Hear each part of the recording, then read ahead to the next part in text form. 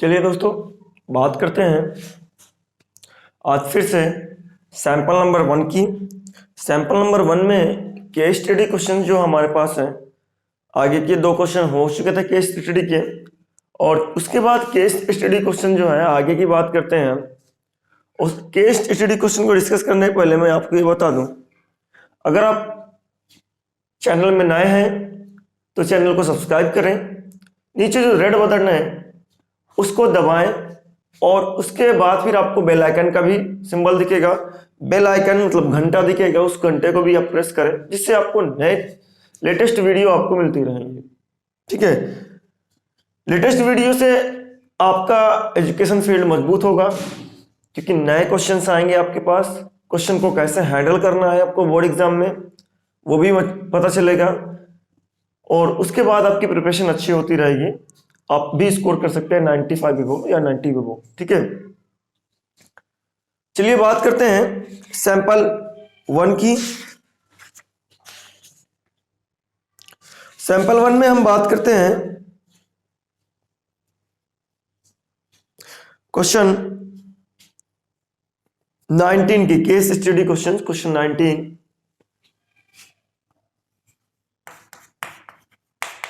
Question 19 में क्या कह रहा है, पढ़ लेते हैं। कैंपेन अबाउट डायबिटीज अवेयरनेस, जो है डायबिटीज अवेयरनेस के बारे में कैंपेन की जा रही है, रैलियां की जा रही हैं, और क्या नाम है, एक तरीके से होर्डिंग लगाई जा रही है। As a part of the campaign a huge balloon with message of awareness of the diabetes, एक बहुत बड़ा बैलून आपको बनाया गया है जिसमें लिखा गया है मैसेज के रूप में awareness of the diabetes was displace from the terrace of a tall building. एक बहुत बड़ी टॉल बिल्डिंग है, उसका टेरेस में आपके पास डायग्राम दिया गया है। ये आपके पास है टेरेस की टॉल बिल्डिंग, उसके ऊपर एक बैलून लगाया गया है इस तरीके से, ये समझे आप। ठीक है, बैलून लगाया गया है।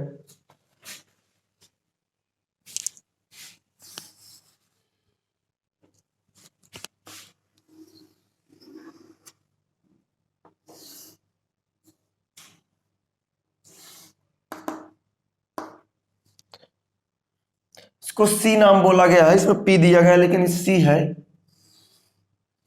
ये ए है, ये बी है, और ये यहां पास ये सेंटर है। और ऊपर लिखा गया है इसी बैलून में, ये बैलून है आपके पास, स्पेयर है पूरी टाइप का, इस स्पेयर में ऊपर लिखा गया है, इसी के ऊपर लिखा गया है awareness of the diabetes. It was held by string of length 8 metre. इस बैलून को जो है स्ट्रिंग से लगाया गया है, इसकी जो लेंथ है, ये जो स्ट्रिंग है, ये बैलून कहां पास है, यहां पास है, इस स्ट्रिंग से लगाया गया है। इसकी जो लेंथ है, it was held by string of 8 length 8 metre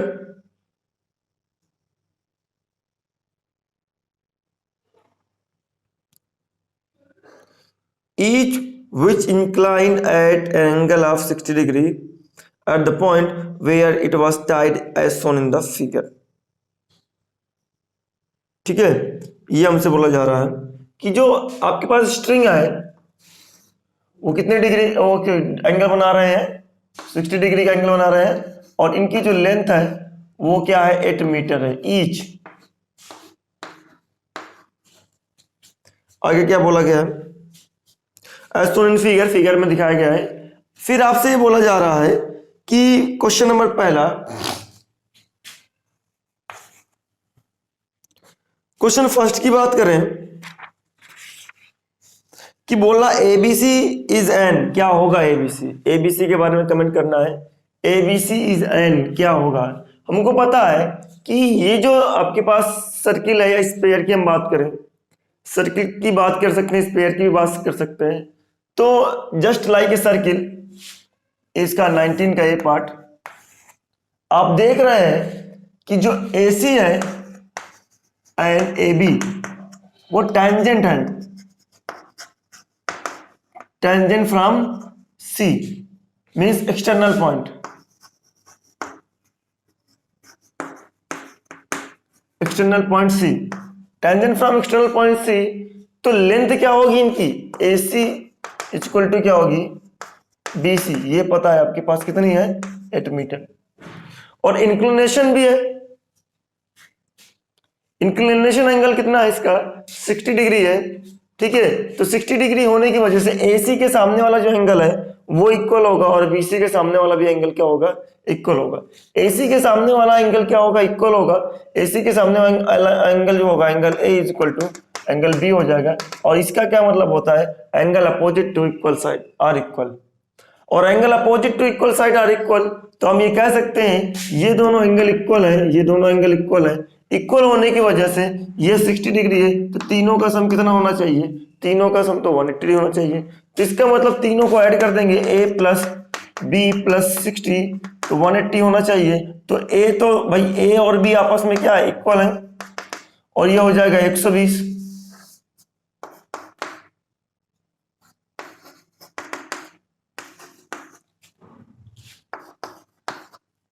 angle A की जो वैल्यू है वो आएगी निकल के 60।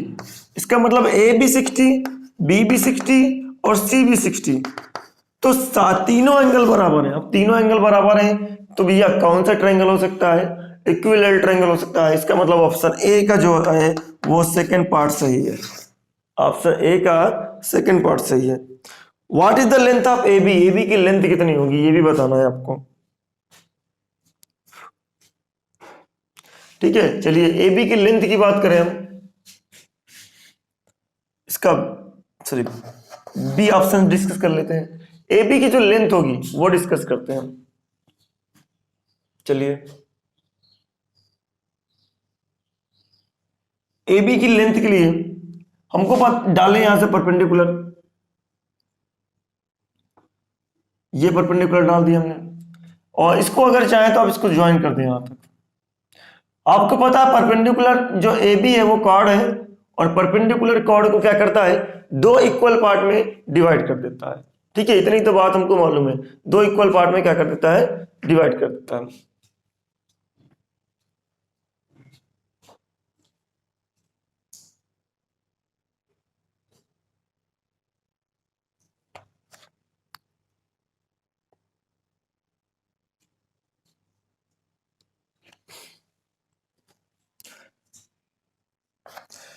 चलिए B की बात करते हैं। B में AB की लेंथ कितनी होगी, तो AB की लेंथ क्या हो जाएगी, देखिए AB बराबर क्या है, AB AC BC, और AB क्या होंगे, इक्वल होंगे। और आपको इक्वल क्यों बोला गया है, क्योंकि ABC कैसा ट्रायंगल है, ABC के इक्विलैटरल ट्रायंगल है। अभी ऊपर ही आपने डिस्कस किया इसमें, ABC कैसा ट्रायंगल है, ABC जो है इक्विलैटरल ट्रायंगल है। और इक्विलैटरल ट्रायंगल में तीनों साइड क्या होती हैं, बराबर होती हैं। तीनों साइड मतलब AC BC और AB क्या होगा, बराबर होगा। इसका मतलब AB की वैल्यू भी क्या आ जाएगी, AB की वैल्यू भी 8 मीटर निकल के आ जाएगी बाहर। अब AB की वैल्यू 8 मीटर निकल के आई, जो भी ऑप्शन हो चेक कर लीजिएगा, पहला ही सही है इसका। तीसरा ऑप्शन क्या कह रहा है इसका, तीसरा question C, is the perpendicular distance from the center of the circle to be called AB is 3 centimeter, then find the radius of the circle। कह रहा परपेंडिकुलर जो डिस्टेंस है from the centre to the chord AB, ये जो है आपके पास, ये जो परपेंडिकुलर डिस्टेंस है ये कितना है, 3 सेंटीमीटर है। और आपको पता है कि जो परपेंडिकुलर होता है, ठीक है, divide cord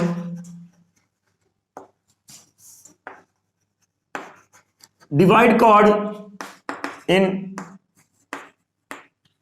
to equal part, दो इक्वल पार्ट में क्या कर देता है, डिवाइड कर देता है। अगर दो इक्वल पार्ट में डिवाइड कर दिया है तो ये जो आपके पास है, इधर ये 4 हो जाएगा और इधर भी ये 4 हो जाएगा। क्यों हो जाएगा, क्योंकि AB की लेंथ क्या हो गई थी आपके पास, जो आपके पास है यहाँ पास, इसको आप कुछ और ले लीजिए, P ले लीजिए, Q ले लीजिए, इसको D ले लेते हैं।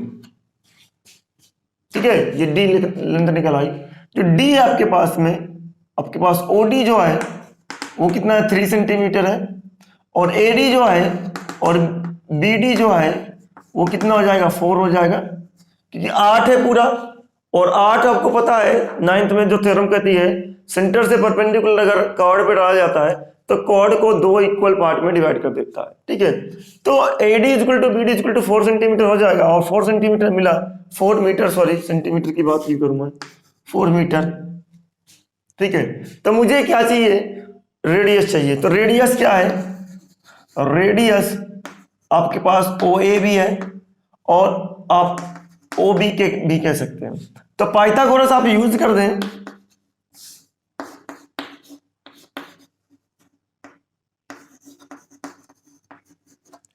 पाइथागोरस जैसे यूज करेंगे तो क्या मिलेगा, AO का स्क्वायर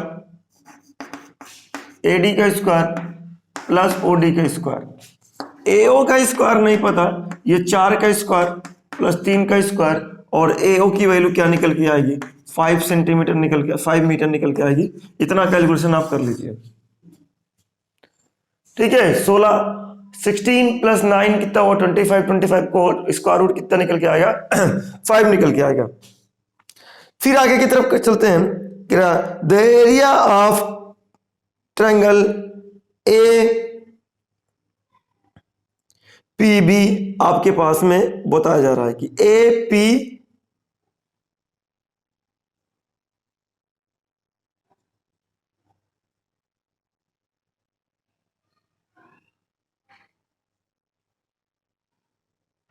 APB का एरिया बताना है आपको।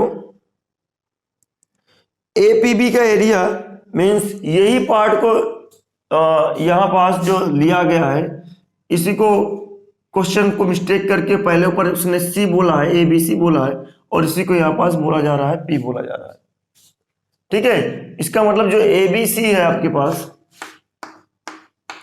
ABC है, यही आपके पास C है और यही P है, तो इसका एरिया क्या निकलेगा, एरिया ऑफ ट्रायंगल ABP, ठीक है, ABP। आप चाहे तो ऊपर जो पहला क्वेश्चन था क्वेश्चन नंबर 1 में जो ABC लिखा है यहां पर C की जगह पर P कर लीजिएगा तो आपका करेक्ट हो जाएगा ये, ठीक है। A की जगह पर C कर लीजिएगा फिर करेक्ट हो जाएगा। फिर यहां पर जहां जहां C है वहां वहां आप क्या कर दीजिए, C की जगह पर P कर दीजिएगा, सारा सिस्टम सही हो जाएगा आपके पास, ठीक है। तो ट्रायंगल ABP का एरिया निकालना है। ABP जो एरिया का ट्रायंगल कैसा है, इक्विलैटरल ट्रायंगल है। इस इक्विलैटरल ट्रायंगल की सारी साइड आपको पता है, इसका मतलब एरिया क्या निकलेगा, एरिया निकल के आएगा √3/4A², यही तो होता है, इंटू 4A²। A का मतलब होता है साइड का स्क्वायर, 8 × 8 हो जाएगा, ये खत्म हो जाएगा 2 बार में, और क्या मिलेगा 16√3 मीटर स्क्वायर, ठीक है। ये निकल के आएगा पास। ई नंबर का ई का आपका 4th सही है। Pause the video and note down.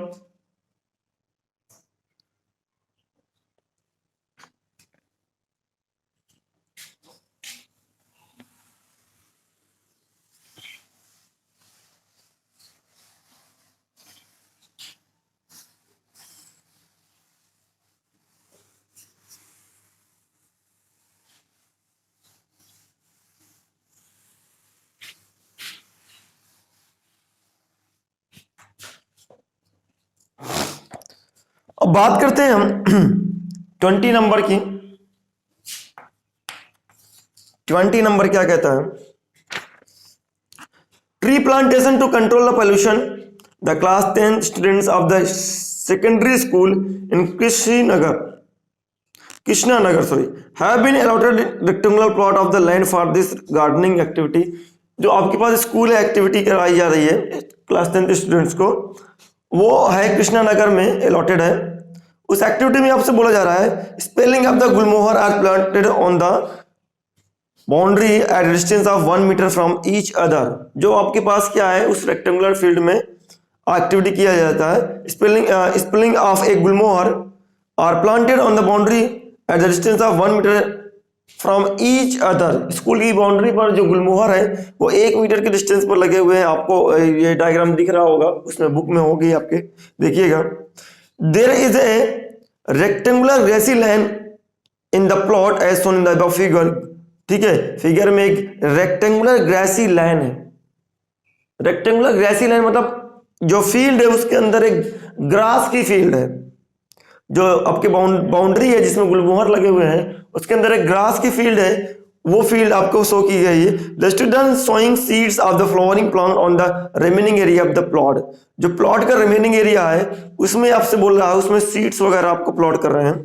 ठीक है, question number first, find the coordinate of P point Q and S R. Find the coordinate of point Q and S R. आपको बोला गया है अगर आप यहां से बात करते हैं, यहां से बात करते हैं, ये रेक्टेंगुलर प्लॉट है, ये ए है, बी है, ये सी है और ये डी है। ठीक है, ये चीजें हैं हमारे पास। ठीक है, तो आपके पास point Q and point S की बात हो रही है। पॉइंट पी और पॉइंट एस की बात हो रही है। यहां पास गुलमोहर की बात हो रही है, गुलमोहर है यहां पास, ऐसे करके इस तरीके से आप समझ रहे हैं। आपको बुक ही देखना पड़ेगा क्योंकि यहाँ पास करेक्ट पिक्चर नहीं बन पाएगी। 6 7 और इस तरीके से यहाँ पास 1 गुलमोहर, 2 3 4 5 6 7 इस तरीके से गुलमोहर लगे हुए हैं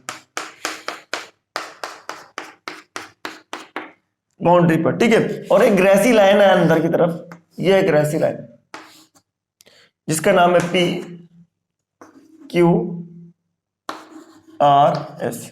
इस ग्रेसी लाइन का बोला जा रहा है find the coordinate of Q. A number, Q का कोऑर्डिनेट क्या होगा? क्यू का कोऑर्डिनेट फ्रॉम ए से बात कर लें, फ्रॉम पॉइंट ए क्या हो जाए? ओरिजिन हो जाए भाई। अगर पॉइंट ए ओरिजिन हो जाए, जब पॉइंट ए ओरिजिन हो जाएगा तब क्या होगा? जब पॉइंट ए ओरिजिन होगा तो हमारे लिए जो पॉइंट ए ओरिजिन हो जाएगा तो क्यू जो होगा, क्यू देखिए जो एक्स एक्सिस है इधर से, अगर ये ओरिजिन है तो यहां पास देखिएगा सेकंड पर आपका सेकंड गुलमोहर के ऊपर आपके पास क्यू पड़ रहा है तो आपके पास क्या होगा? 2 कामा, और आपके पास वाई एक्सिस पर ऊपर वाली लाइन जो होगी ये वाई एक्सिस हो जाएगी और ये एक्स एक्सिस हो जाएगी। तो इस लाइन पर गुलमोहर सेकंड पॉइंट पे पड़ रहा है और ऊपर वाई एक्सिस के सामने थर्ड पॉइंट पे पड़ रहा है। तो 2 कामा थर्ड अगर आप मैच कर सकते हैं तो 2 कामा थर्ड आपके पास है पहले और तीसरे में, पहले और तीसरे में है। तो पहला और तीसरा हम चेक कर लेते हैं क्या चीज कहता है। पहला और तीसरा, ठीक है। तो अब हमें एस की बात करना है, तो एस की है एस पॉइंट, ये क्यू पॉइंट हो गया, और एस पॉइंट की बात करें हम ए से ही ओरिजिन को एस लेकर, एस पॉइंट क्या हो गया? 6, ऊपर भी 6 है, नीचे एक्स जो है एक्स की तरफ भी 6 सामने आ रहा है और ये तो 6 का 6। ये ऑप्शन नंबर कौन सा? ये फर्स्ट ही सही है इसका, ये देख लीजिएगा B. Find the distance between the vertices of the diagonal Q and S. Q और एस के बीच की डिस्टेंस निकालना है, तो डिस्टेंस फार्मूला लगा दीजिए। डिस्टेंस फार्मूला क्या कहता है आपके पास? x2 माइनस x1 का whole square plus y2 minus y1 का होल स्क्वायर। ये जो डिस्टेंस फार्मूला है d, यानी QS डिस्टेंस जो है वो आप निकाल सकते हैं। x2 कितना है? 6 माइनस 2 का होल स्क्वायर मतलब 4 का स्क्वायर। 4 का स्क्वायर कितना मिलेगा? 16 मिलेगा। 6 माइनस 3 का whole square y2 minus y1 तो क्या मिलेगा? 3 का स्क्वायर मीन्स 9 मिलेगा। तो QS की जो डिस्टेंस निकल के आएगी वो 5 मीटर निकल के आएगी या 5 यूनिट निकल के आएगी। ये समझिए क्या निकल के आएगी? QS डिस्टेंस डायगोनल क्या निकल के आएगा? 5 यूनिट निकल के आएगा, और 5 यूनिट है आंसर आपके पास। देख लीजिए सेकंड नंबर। बी के बाद सी आता है आपके पास। C number question, find the width of the rectangle. Rectangle P Q R S का जो विड्थ है आपके पास ये बता दीजिए, या तो ये विड्थ क्या आपके पास पी क्यू एस जो है, पी क्यू जो है इज इक्वल टू क्या है, एस आर। तो विथ ऑफ द रेक्टेंगल बताना है, तो विथ ऑफ द रेक्टेंगल कैसे बताना भाई, क्यू का पॉइंट तो पता है, इसकी डिस्टेंस बता दीजिए। विथ का मतलब क्या है, विथ इज इक्वल टू क्या है, डिस्टेंस है, डिस्टेंस बताना है, सीधी सी बात है। विथ का मतलब क्या है, डिस्टेंस बताना है, क्योंकि कोऑर्डिनेट में विथ तभी पता चलेगी जब दोनों की पॉइंट के बीच की डिस्टेंस मालूम होगी, लेंथ मालूम होगी या ब्रेथ मालूम होगी कुछ, ठीक है। तो P Q is equal to क्या, एस आर है। तो अगर हम बात करें यहां पास, तो पी क्यू की बात करें तो पी क्यू हमारे पास क्या है, क्यू का तो पता है हमको क्या है 2,3, और क्यू की अगर पी की बात करें तो ये भी क्या होगा 2, समथिंग 2,6 होगा, ठीक है। आप देख लीजिएगा P जो है वो 6 के सामने है और P और 2 के सामने है, तो 2 तो हाई है और 6 भी आपके सामने है, तो डिस्टेंस आप निकाल लीजिए, PQ एस आर दोनों के होंगे बराबर होंगे, तो आप डिस्टेंस फार्मूला लगाइए कि आपके पास में P जो है वो 2 है और Q जो है आपके पास 2,3 है, तो 2 - 2। और अगर आप ऐसे ही कैलकुलेट करना चाहते हैं, कैलकुलेशन मत करिए, क्योंकि 2 से 2 आपके समझिए डिस्टेंस केवल वाई एक्सिस में बढ़ रही है, वाई एक्सिस में जा रही है, एक्स में तो कांस्टेंट है।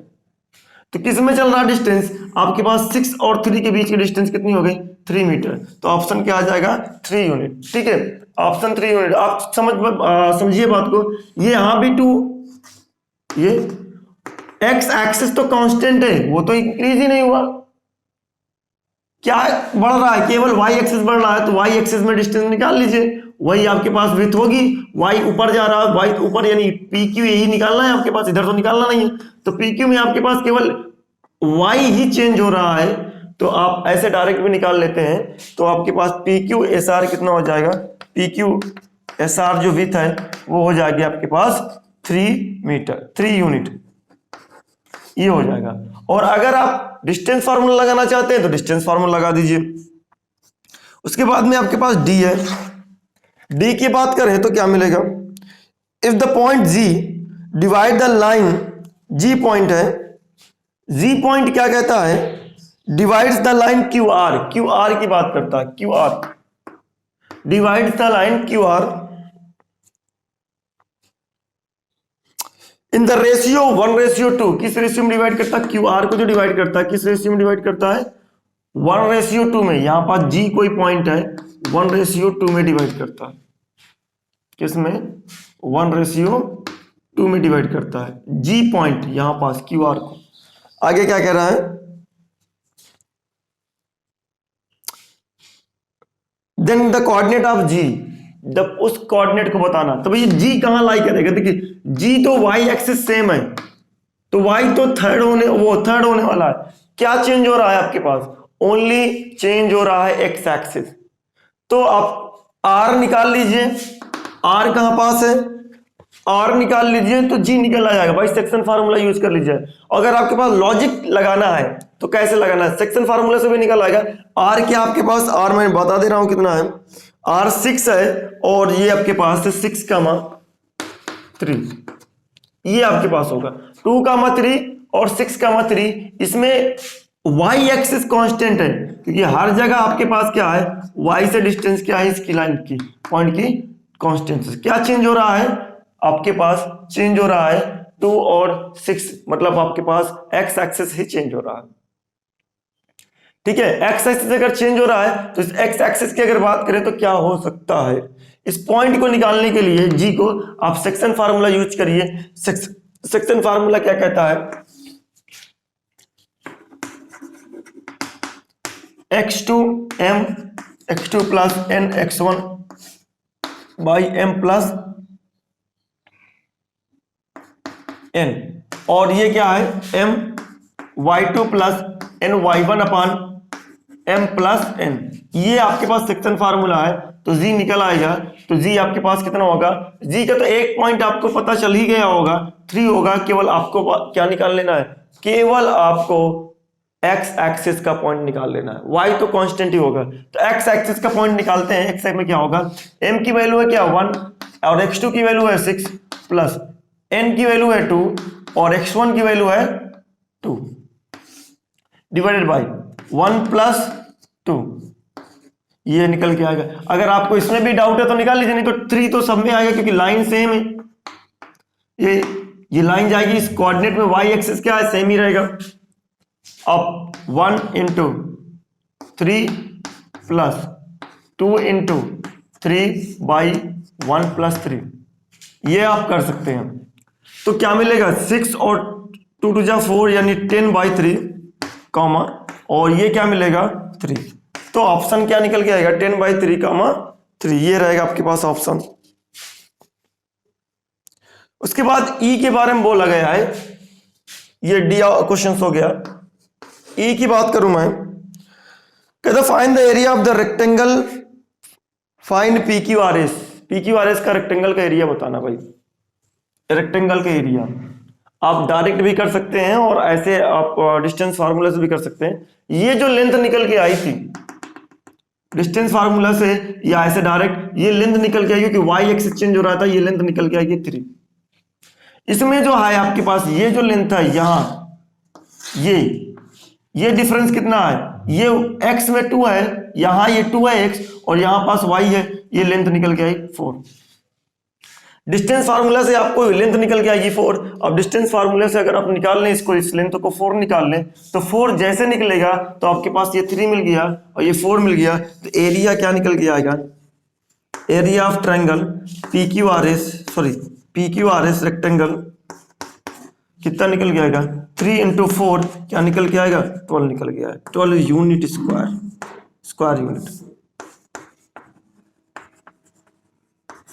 यूनिट स्क्वायर, ठीक है। 12 यूनिट स्क्वायर निकल के आएगा आपके पास, स्क्वायर यूनिट निकल के आएगा, ये आपके पास हो गया भाई। आपके केस स्टडी क्वेश्चंस हो गए हैं।